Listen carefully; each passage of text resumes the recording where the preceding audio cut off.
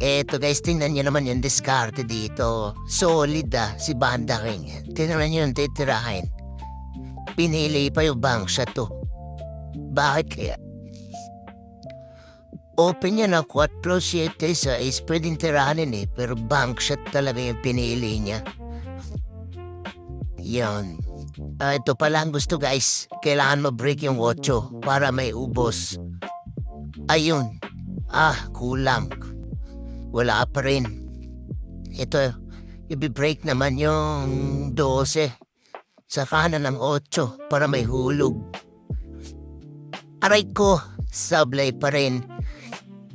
Ito pa, isa pang chance. Kailangan ma-break na to guys.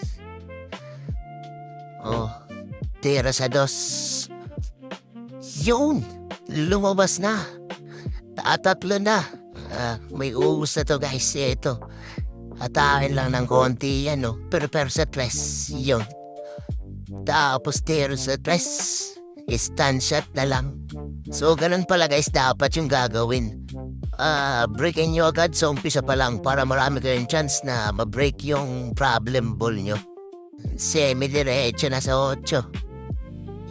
So, wala nang gamot to guys. Kahit nakapikit, bago tumira, hulog na to. Ayaw, nadali. Nice one.